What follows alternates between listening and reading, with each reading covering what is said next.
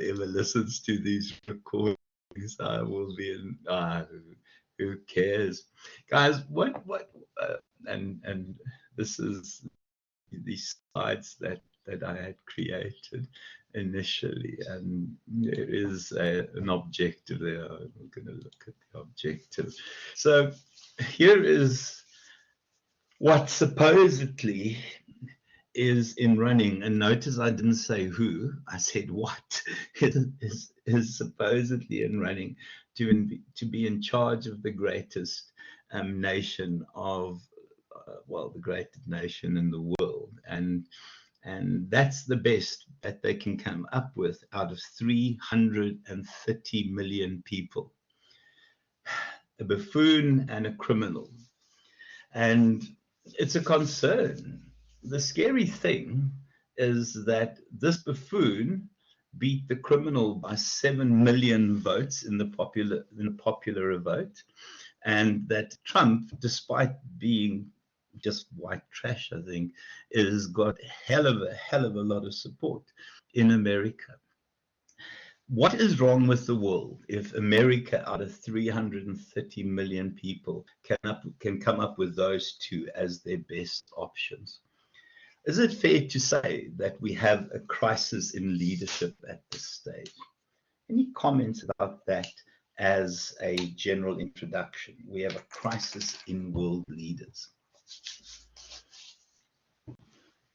Give me examples of really good global leaders.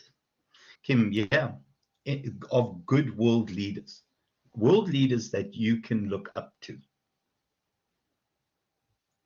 Because I can't look up to those two. Although Joe Biden is not an evil person. The one on the left, I'm sorry. Yeah. Although Ransom has his hero there. World leaders that you can look up to. Macron from France. What about Zelensky from the Ukraine? Nelson Mandela. You say that, Whitney. The reality is the current generation of young Africans, Obama without a single shadow of a doubt, and that's my default setting. Mandela and Obama, when we think of leaders in the last 20 odd years. Lishal, who is that? Who is this Jacob person? Let me just finish. Can I just say the current generation of young Africans don't think much of Mandela. I'm always amazed that there is this almost dislike or this lack of gratitude or lack of respect to Mandela. So people in their 40s have a lot of respect for Mandela, and obviously my generation and people in their 50s. But there isn't the same respect amongst the younger African group of people. I don't know what you think about that, Ransom and Busa. Is that a fair comment about Mandela himself? You guys don't have to type. We can talk, guys. Doc, I think you're actually right, because it looks like Mandela's time is slightly far past, so to speak. So the generation that we have currently, it's hard for them to actually link up with what he did. Older folks would obviously not agree with such statements. Yeah. But what worries me is we still would raise names like Mahatma Gandhi. I don't think Mahatma Gandhi was greater than Mandela. I think Mandela is greater than Gandhi. But people default to Gandhi over Mandela, and I struggle with that. Obama is great. I think it's very Obama difficult is a no-brainer for me. When it comes to Mandela. You know, I think it's very, very different in different culture groups in this country. So for myself, for example, a 46-year-old white female saw the value in him because of my outlook on life, because of my values and morals. But that doesn't mean another 46-year-old white woman would feel the same way. So it's very difficult when it comes to Mandela. I mean, for me, he's my hero, and I can tell you, he's people around me that I connect with, black, white, green, orange. He's definitely our hero, but it depends on your culture, your values, your morals. I think the younger generation also take what they want out of the past, and then also don't take what they don't want.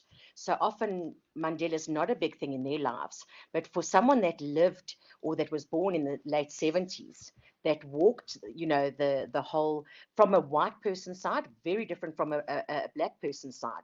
So from my side, I saw the value incredibly huge, because I've grown up completely liberal, completely democratic. I've never had any issue with color, creed, or anything. But if you had to look at an Afrikaans woman of my age, and if you had to look at a Pedi woman of my age, possibly myself and the Pedi woman would see it together. We don't know about the Afrikaans person, but I can tell you now, white and a white English and Afrikaans woman and black woman of 26 will have a completely different view of Mandela, which is quite heartbreaking, because I feel that this generation that I'm in, there's definitely something that brings races together. But as we go younger, and correct me if I'm wrong, as we go younger into the younger generations, it's almost like we're splitting more apart. I don't know if that makes sense. Yeah, no, I think that there's a lot of value in what you're saying. I think the reality is, I mean, what you're touching on is where I'm actually leading in my discussion. I mean, it doesn't mean that you are, because you're considered a leader by one person, or you're in a position of leadership. It is it is the eye of the beholder that determines leadership. I have students in my class who think Julius Malema is a wonderful leader. I think he's a complete buffoon. I think Nonsense. he gets along with the biggest idiot in the world. I mean, I really think he is an absolute, I can't swear on here, but he is just an idiot. There's not another word Yeah, for it. that's nonsense. For my side, I think that we tend to view leadership or leaders differently in nowadays, because back in the days, leaders had a purpose and they wanted to accomplish a certain goal. And looking at leaders nowadays, they are not leaders, they are just trying to manage that so they can gain whatever they gain for themselves. It is not for the other people to benefit, but it's for themselves to benefit first. And then whatever happens after that, they really do not care. So we back in the days, we can view Mandela as a great leader, and the generations that's growing up now, they will never see that, because now the way that they're going to be portraying it to these young guys, it's going to be very different from what we've been seeing growing up. No, I mean 100% for you. I think that is the reality, and that's also the problem with politics, is that it's not about the people, it's about your own need for power, and it's your own need for being large and in charge that gets fed. I don't think Donald Trump cares about America whatsoever. I think Donald Trump cares about his ego. I don't know what drives Joe Biden. I don't want to imagine. I think a lot of politicians are there because of their egos, are there because of some self-satisfying. In South Africa, political power means money, means access to tenders, means access to opportunities. There's so many levels of corruption within politics, and most of the corruption happens at the highest level within parliament. Because you have it's greed, 100%, Kim. But the reality is, when we look at leadership, it really is eye of the beholder. And what we have to remember, it doesn't mean that because you're in a position of leadership, that everyone will automatically assume and accept you as the leader. I used to do this exercise, but we won't have time to do this. I want to show you guys this very quickly. This is an exercise, and I think, Mbuso, you would have seen this exercise before, but we would do this in class, and we would write all the names on the board, and you would normally end up with 20 names. The first thing that I always find amazing is that I hardly ever see any females being mentioned. Now, to also just say, tonight when we asked for some leaders, not a single woman was mentioned. Can you tell me why no females made the list in terms of the people I asked? I was about to mention one, Miss Ellen Johnson from yes, yeah, sure. I was going to say it. Yeah. I was reading Miss Ellen Johnson. Ellen Johnson, the former president from Liberia, who was the advocate for women and peace. Yeah, yes, and the women that normally make the list is was Saint Teresa. Saint Teresa often makes the list. Yeah, Margaret Thatcher often makes the list. Margaret Thatcher doesn't survive the list, though, because once we've written the names on the list, I ask the question where I go, would you follow this person? And then we start deleting. And there are very few people. Mandela gets wiped off at this stage. 10 years ago, Mandela survived the list. Obama makes the list and survives the list. And this year around, Obama didn't make the list because people didn't like Obama. I'm trying to remember who survived the list.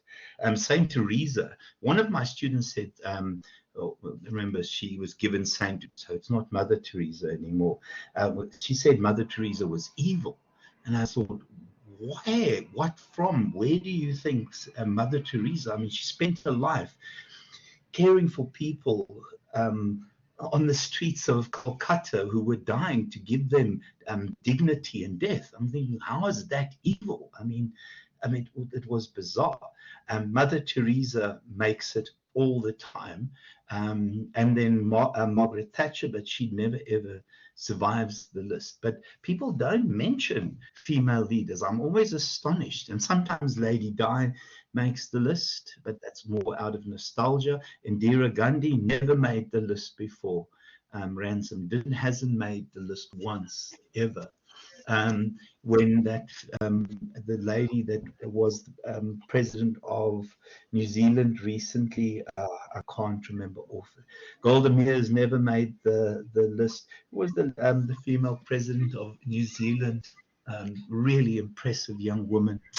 Can't remember now, but she was. She recently resigned. Her name will come to me in a second. But this is an interesting exercise.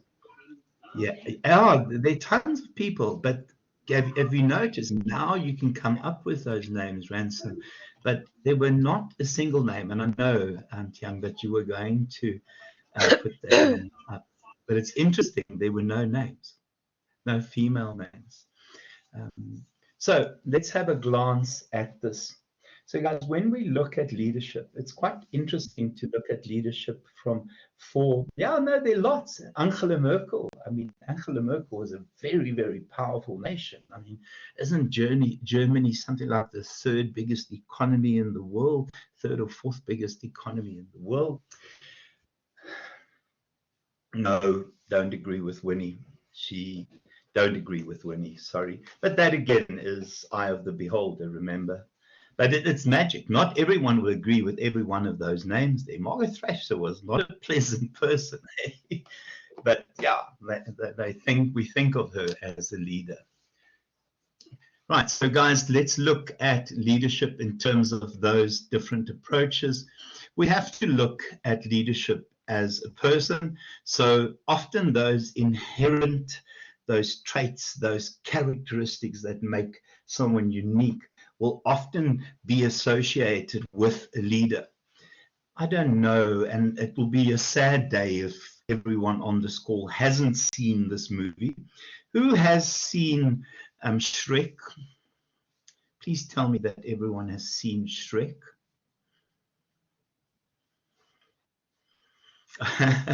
Who has not seen Shrek? It would be better to ask it that way. Well done. We all have. We all have. Only Shrek 3, Ransom. I think when we think of leadership as a person, you almost default to Prince Charming and Shrek, the prince on a white horse with the golden hair rushing off to save the princess. It's those innate characteristics, those traits that make a person a leader. Leadership as a process is often about the behaviors. Leadership as a position is external often to the leader. So it's not a personal thing. It's more you are a leader because of the position that you hold in a particular organization within a particular entity. The last one, which is very, very difficult to measure, is leadership as results. And we'll look at it in a second. But leadership as results is often tough to measure because we've seen people get appointed when an organization has no chance of surviving. And then we essentially set people up to fail. And we then watch the person inevitably fail. And then we go, well, we told you so. And we'll talk about why often women are set up in those positions, because women are empathetic and caring, and they almost sometimes are appointed to act as undertakers in organizations that are about to fail, but we'll get there. So let's look at these 4 positions. Right, so leadership as a person. So we see these kinds of traits, these kinds of characteristics. And often if we had to sit down and write what the ideal leader is, those are the words that we would use. There's nothing new there. They're wonderful adjectives or words that we would associate with leadership. I think the biggest one for me there is tenacity. It's this not giving up. You should also be able to put resilience in there, but it really is that drive to succeed. I think when we think of Richard Branson, for example, I think there is this intense desire to make a difference. There is this intense desire to leave his mark somewhere in the universe at some point in time. So those words are lovely, and I think when we describe ourselves in interviews, those are the kinds of words that we highlight. Who here has called themselves achievement-driven, motivated, ambitious, energetic, tenacious, and has initiatives? Who has words like that on their CV and their self-description? And then who actually believes that of themselves? Who would say that that's an accurate definition of themselves? All those lovely words. Guys, come on, I need confidence out there, man. Oh, the humble class. I also think that's why we're doing this course. I think a lot of us are in a place in our lives where that's where we want to be. I don't know if anybody else agrees with me with that. Definitely doing a postgrad and things. You've grown in so many places in your life. So that's the kind of drive that you have. You're looking to have those kind of ambitions and things. Because the first time when I spoke to you guys all spoke about growing your careers, about your futures. It was very, very clear to hear. And the one thing that stood out for me in terms of this group is this desire to learn, this need to be better, this need to grow. And those are the words that we think of all the time. The second one, and sometimes I don't like this part of leadership, and that's why I do this, although I have a number of leadership roles, which I'm not particularly fond of. The desire to lead, this idea of wanting to be large and in charge, and then also the personalized power motive. And I think that's what Ransom had said, that often people are in positions of power, not because they're there for other people, but because of ego and other things. Who wants to be in a position of power? I know, Kim, you want to be principal, so that definitely is a position of power. And I think not only power, I think it's also got to do with you wanting that, and that's where this is all obviously coming from. But you want the best for wherever you're working, or for whatever brand you believe in, or for whatever you're accomplishing within the business. So you wanting to grow a team, you wanting to help everybody get along, to help everybody else grow, and to literally drive that ship. I think that's the view or the vision that I have. Okay. Anyone else want to be in a position where they have a title and they have their name on the door and it says things like director, managing director, senior something? Come, guys, tell me who has that desire. People are so quiet. No, Nyasha, yeah. Nyasha, okay. Definitely my name needs to be on the front entrance. So you want to be a business owner? Yeah, and there's I need to be known. You need to be known. I love it, Nyasha. I love it. You need to be known. Well, there are many ways of it. I mean, you don't mind director, Whitney, yeah.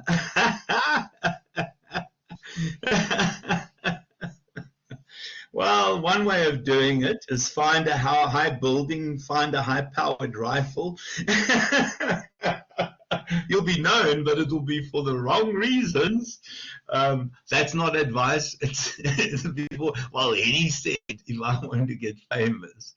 Guys, I think sometimes we must remember that there are different ways of looking at a career. I think for most people, a career is this kind of pyramid I'm drawing with my mouse, so my apologies, where a career is seen as a vertical thing. And when we think of a career as a vertical thing, I've learned other stuff. Oh my word, I'm being recorded. Where a career is seen as a vertical thing, and we see a career much like a ladder, and you see career success as a ladder to be climbed, and you equate success with how high you climb the ladder. Now, for me, that is not, I don't see that as career success. For me, career success, I see it horizontally. So the more I know and the more I learn, the more I can contribute. And for me, I earn in terms of money and everything as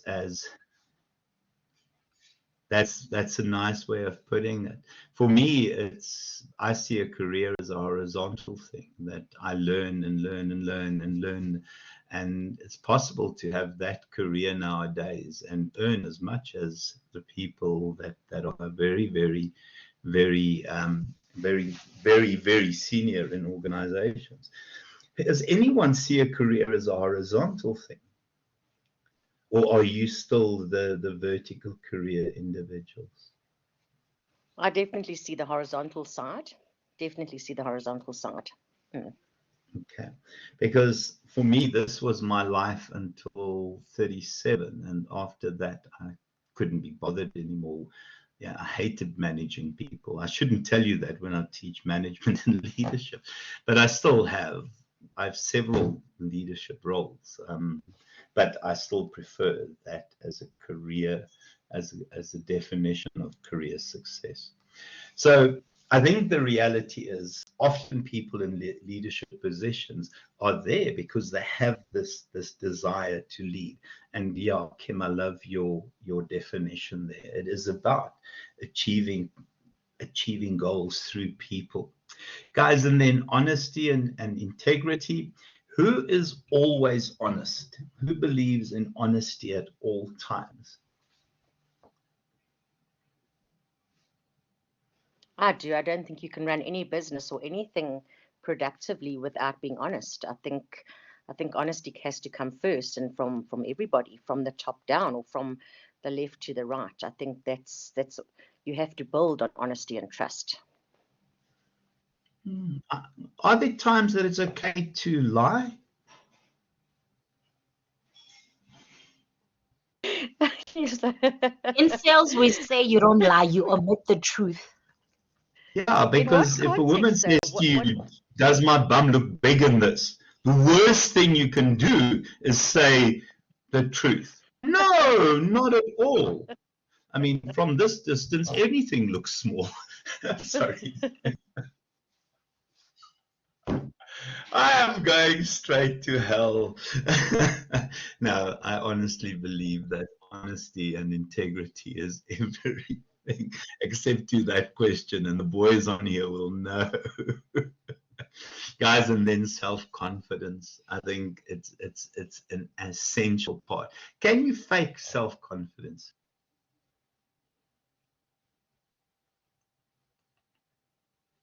I think often people mistake certain sort of personalities for confidence. People see one another in a way that possibly they're not actually that way, but they see sort of negative things. I don't know what to use as an example. Like someone that is quite arrogant, they might see that person as a confident person. Yeah. So I think we've really got to get to know and have strong relationships where we can see, and grow with real confidence, if I can put it that way. Yeah, I think there are people that fake self-confidence, but they're often found out. And the only way to get self-confidence is to expose yourself to situations where you're out of your comfort zone. And over time, you can learn to be self-confident.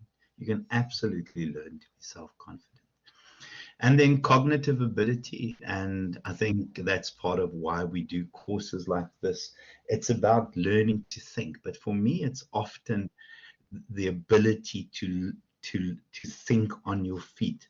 The world changes so rapidly nowadays. There's so many options available. And we'll talk about these right versus right decisions again. And at this stage in the world, there are so many right versus right decisions that managers face real headaches at this point in time, and leaders face real headaches because it's not right versus wrong. It's often right versus right versus right. And the ability to think on your feet is an essential part of surviving. And then knowledge about your business, guys. And knowledge about the business comes from experience. It comes from talking to people. It comes from listening to people. I always find this astonishing that the real brains and the real answers are often at the coalface, and then managers think they know everything because they have some title and some qualification that they hang on a wall somewhere. That's not knowledge. Knowledge comes from those individuals that get their hands dirty and that get their fingers cut every day. So in terms of leadership as a process, what leadership as a process mean or suggest, my apologies, is that leaders act differently to others. So let's think of crises. In a moment of crises, now let's look at, I'm sorry, Ranson, I'm reading there. That is very cool, Boya. It is very, very, very, very cool. Yeah, it is very cool, Ransom. It is hell of a cool there. I always, if we think of the Ukraine right now, I mean, Ukraine in terms of firepower, in terms of military might, really doesn't stand a chance against Russia, or so Putin thought. Putin thought he would run through the Ukraine. I think he didn't count on Zelensky, because there is one individual that during a time of crisis stood up and acted differently to the followers. I mean, for me, he is an astonishing young leader. Now, I think all of you know that, but he was a comedian before he became president. He became president because of corruption and issues that were really, really tainting government in the Ukraine. And as a comedian, he often acted like a buffoon on television, on local television. So here you have this comedian who used to act like a buffoon and become this great leader in time of war. So the expectation of leaders when we have times of crisis is that they will act differently to others. I saw a feed on Facebook at the start of the war in 2021, and it must have been about May or June in 2021. Or was it 2022? My apologies. And it was something along the lines of, ladies, you all have to admit that at some point you had a crush on this man. And it was a picture of Zelensky. And I think in terms of modern leadership, he has truly, truly shown what a modern leader is. He walks the talk. He's amongst the soldiers. He says the right stuff. He behaves the right way. He behaves and he acts like a leader. Any comments about Vladimir Zelensky, the Ukraine leader? Has anyone been impressed by that young man? But also to just say, if you look at pictures of him at the start of the war and where he is now, he has aged. He has definitely aged. Maybe he's matured. Yeah, it's an impressive young man there.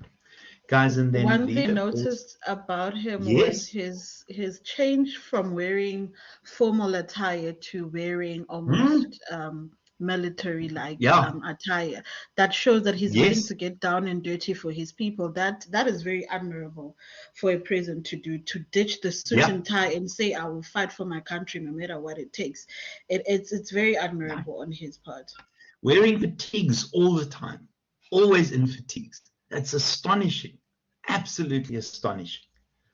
Yeah, no, absolutely. You know, but he has aged. You can see the war is wearing on him. And then, leadership depends on cultural norms. And Kim, you did a really nice explanation around Nelson Mandela. But the truth is, often culture will determine the kind of leadership that is expected. I think for me, when we, I mean, I live in KwaZulu-Natal, I live in Pietermaritzburg, but we still have very traditional leadership in the north of KwaZulu-Natal, in the Ngoma area. And it's still that Bayeti and Kosi type leadership where you don't meet the eyes of the senior people of the chiefs. Mbuso, do you want to share some of that with us? Mbuso, are you still here? Mr. Matembo, tell us, Zulu boy, what is it like to go to Ngoma? Mbuso, are you listening to me? No, I'm just talking about what leadership is like in Ngoma and the Northern Natal, and what people expect and accept in terms of that kind of traditional Zulu leadership that we find in the old Zululand type area, Northern Natal type area. I wouldn't know. Leadership. No, I wouldn't know. I've never been to that side. I've never been. Oh my word! No. Oh gosh, my third world child here. No, I haven't been to that side. I really don't know how they toward that side. Yeah, it's very traditional where you divert your eyes when you get into the vicinity of seniors, and yeah, very, very traditional leadership and traditional styles. Yeah, guys, and then also context. I think moment in time leadership. Sometimes, depending on the situation, you have to adopt a particular leadership style. I think in crises, it's okay to be an autocrat every time, but an autocrat cannot be your default setting in all situations. So leadership as a position.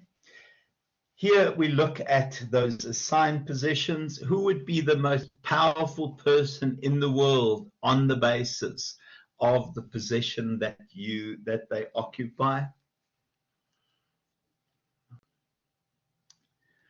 Person in charge, the most powerful person in charge of the most powerful nation in the world. It's obviously Joe Biden. And then Xi Jinping, second most powerful person in the world. Imagine Joe Biden has his finger on the nukes. Holy guacamole.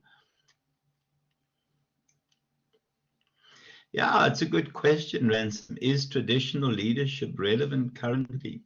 In Northern Natal, it definitely is. In Northern KZN, very much. We still have a king amongst the Zulu people. We have a chief's house in the area where I live, and you must see that house. Helicopters land there. The vehicles that go in and out there is astonishing. It's a massive place, and the amount of budget allocated to the king is huge in terms of the provincial budget. But it's a valid question. Is traditional leadership still relevant? I'd like to hear from people. Is it still relevant? I think it is in many cultures. Oh, it is. I have lots of special friends, but I did some assistance with a couple of my friends' weddings and going to African tradition, and it was quite interesting. Obviously, I'm a white 45-year-old lady, but we would, before a wedding, the elders get together and serious decisions are made. And one of the very serious decisions was around making the beetroot salad. And that went to the elders, and it was serious. You didn't laugh and you didn't joke. The three gentlemen sat together and they made the decisions they need to make, and you just said yes sir, no sir. So I do think it's very relevant. Yeah, no, it's relevant. I think, yeah. Ransom, you asked the question. What is the answer, boy?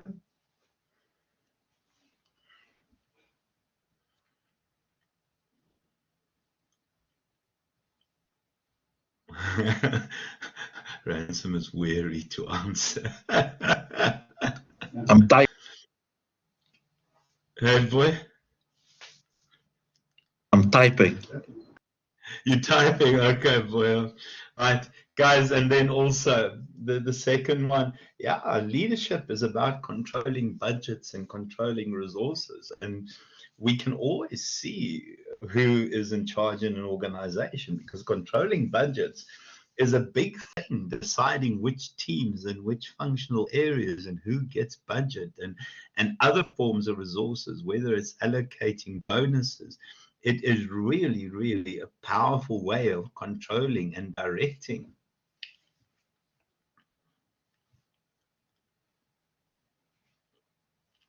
So it is the Ubuntu stuff, yeah, without a doubt.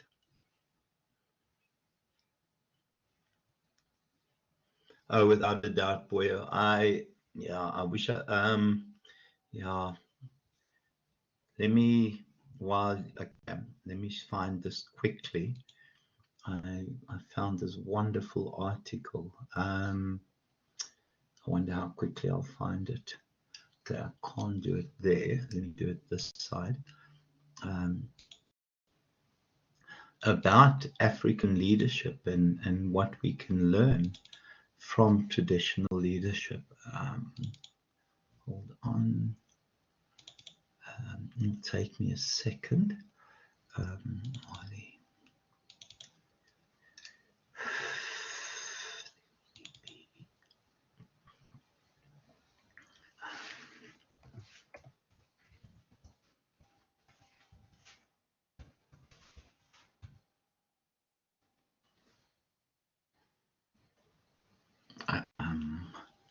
Sorry guys, I've got my laptop open here.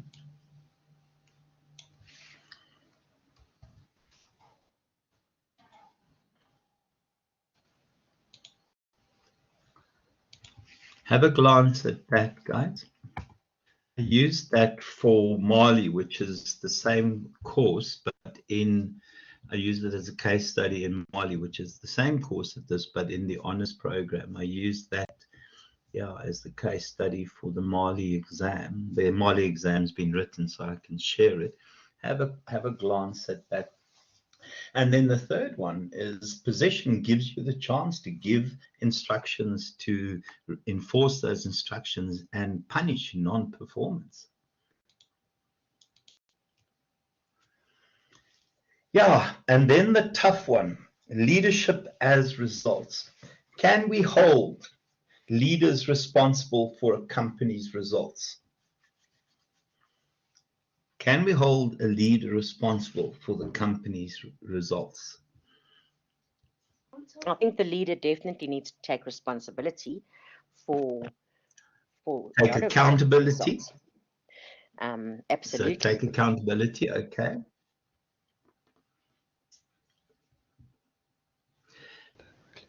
Is Andre de Ruyter a good leader? Was Andre de Ruyter a good leader? I think the only word we can use is shame. The poor man. Shame? Yeah, absolutely. I agree, Deborah. There has to be really some level of accountability. Tiang, why do you say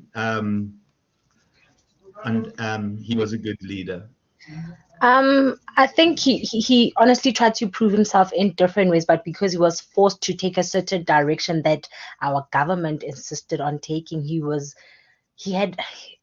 didn't really have much option, and which I think partially also led to him resigning, because then he clearly felt that it was not aligning with what he believed in, and unfortunately got to put him in a very hard position.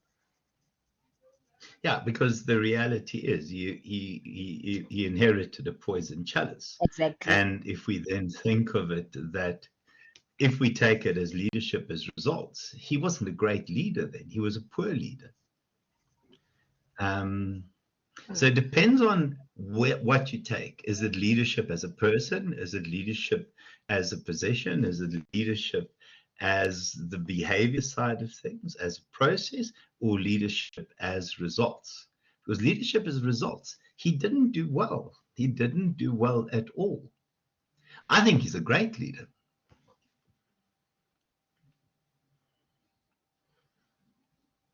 Oh yeah, without a single doubt, and culture fit is important, and we'll talk about how cultures, the role of a leader is often to change a toxic culture into something better, and I think he tried to do it, but very difficult to change culture.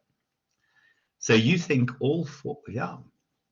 so if we think of it, I mean, I think he was a good leader. I think often what happens with companies that are in trouble, people will, yes, without a doubt, Deborah, without a doubt. What often happens is that when companies are in trouble, we appoint female leaders because we think we need somebody who shows concern, who's empathetic, who has this female touch. But we set people up to fail because the patient is on life support and there is no real hope for it. But we think, okay, well, we'll give it to a woman, and if the company goes under, then we can just say, well, what else did you expect? I think there are some positions and then some aspects of organizations that are unrescuable. Imagine taking over from an organization right before the 2007 collapse of the economy. You're inheriting a hopeless situation. But if you take over right before a boom in the economy, you will look great. So leadership has results, and I agree, leaders should be accountable for results, but it cannot be your only measure. There has to be broader measures in terms of how we measure the success of a leader. Yeah, and the leadership as power, I think we know that power is part of every aspect of life. Power is part of your marriage. Power is part of every relationship that you have. There's always a power thing at play in everything that we do. And power can come from an inherent personality thing. It comes from your position, but using power, using the influence, and I don't like the word power, using the influence is the ability to lead well. And then obviously linked to position, and also it's the ability to control and allocate resources. So if we think of modern bases of power, and I'm just going to finish this slide, modern bases of power, informational power. How does information give you power? How does information, how does being in the know, information, transform gives you knowledge? Go for it, Kim. I was saying the same thing. By being informational, you have that knowledge, you have that, I see there's expertise, but also experience. So through knowing the facts, that gives you strength. Yeah, I think information, and F.R. David, who's one of my favorite strategic management writers, refers to information as the lifeblood of an organization. And if you have access to information, you have access to the lifeblood of an organization. And having information and the ability to share information and the ability to make information available to key players gives you a significant amount of power. And then the power of reward, the ability to grant and withhold rewards. And again, often it comes with the position you're in, granting bonuses, granting budgets to specific teams. Give me examples of world power, world leaders that use coercion as the way of leading.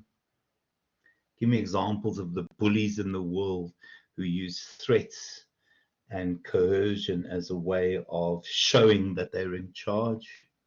Some beauties out there. Vladimir Putin. Now we'll use nukes. I mean, dead scared. Trump, that I hate Trump so much. Kim Jong-un, I mean, the worst is he looks like a 12-year-old female lesbian. I mean, I don't know how scary he is in real life, but now we're gonna shoot nukes over.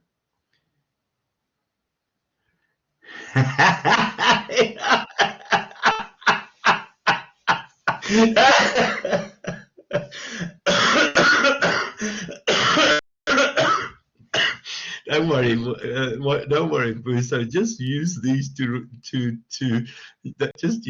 to blackmail me. Boy, I'll be screwed. I mean, I've just said lesbian on the call. I just said Kim Jong-un looks like a 12-year-old lesbian. And then legitimate power comes from the position you hold. Power of expertise. Give me examples of company leaders who are there because of their expertise, known for their expertise. Could we use Apple? Bill Could Gates. we use Apple? Yeah. Steve Wozniak in Apple. Steve Jobs couldn't code his way out of a cardboard box. And but he had the great Woz. He had Steve Wozniak, and Steve Jobs was a great visionary. He was very charismatic in terms of reference power, but he wasn't a technical one. Elon Musk found PayPal. Mark Zuckerberg, 100% Mark Zuckerberg. Bill Gates, guys, if you want to see an impressive man, go and look at Bill Gates'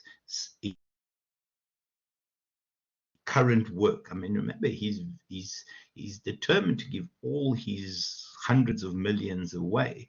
And the stuff that he is looking in terms of climate change and providing potable water, in dealing with sewage. Absolutely. So these are people known for their skills, absolutely known for their skills. Very, very nice, guys. And then charismatic, referent power, charisma. So I always think of Barack Obama. I find him incredibly charismatic. Oprah Winfrey, absolutely, definitely Oprah Winfrey. There are a number of charismatics around, guys. But again, to me, charismatic leadership is eye of the beholder. Trump is the best. Richard Branson. Trump is the charismatic, however. Can't you say that Trump? Yeah, no, but well, you know, charisma can go wrong. I mean, the Orange Man, he's not charismatic at all. I mean, he can barely string 5 words together in a coherent sentence. That oak is just, I hate. Honestly, yeah. I'm having a moment today, guys. Yeah, sure. Oh gosh. Okay, guys, we'll have to stop there because I've got to get ready for who am I seeing next in the next class, everyone? Guys, thanks very much. Sorry I'm not at the top of my game tonight. I will be better next week. I'll see everyone next week. I'll stop recording and then I'll upload that. Okay, Debs, I'll see you guys. Deborah, I'm going to call you Debs, okay? Cheers, everyone. Thank you so much. Thank you for contributing. It's pretty cool to be here. Cheers, everyone. Thank you so much. Bye. Thanks, Doc.